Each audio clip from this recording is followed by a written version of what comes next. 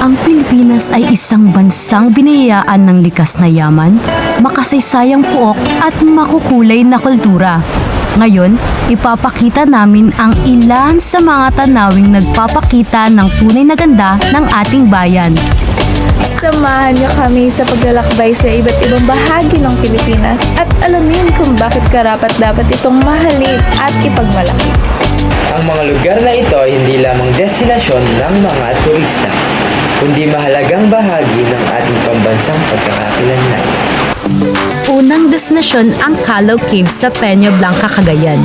Isa sa pinakamahalagang natural attraction sa Hilagang Luzon.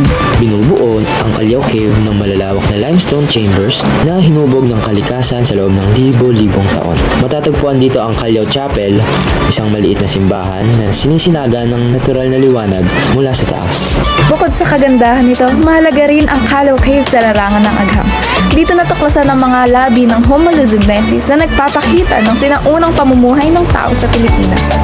Ang Calao Caves ay patunay ng lalim ng kasaysayan at likas na yaman ng ating bansa. Siargao Island, Surigao del Norte. Sunod naman nating putahan ang Siargao Island, na kilala bilang surfing capital of the Philippines. Ang Siargao ay tanyag dahil sa Cloud9, isang world-class surfing destination na dinarayo ng lokal at dayuhang surfers. Bukod sa surfing, nag-aalok ang Siargao ng island hopping sa Naked Island, Daco Island at Buyam Island. Pati na rin ng lagoon tours sa Houghton Cove na may malinaw na tubig at mga batong apog.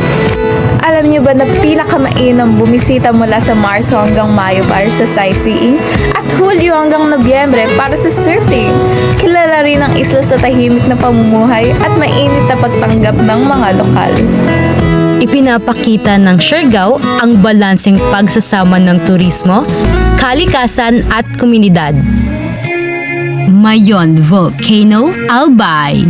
Magtungo naman tayo sa Albay upang masilayan ang Mayon Volcano, isa sa pinakakilalang bulkan sa buong mundo. Kilala ang Mayon dahil sa halos perpektong hugis kono nito. Isa itong aktibong bulkan na bahagi ng Pacific Ring of Fire. Sa paligid ng Mayon, matatagpuan ang Cagsawa Ruins, isang makasaysayang lugar na sumisimbolo sa katatagan ng mga Bicolanos, kabila ng mga sakuna.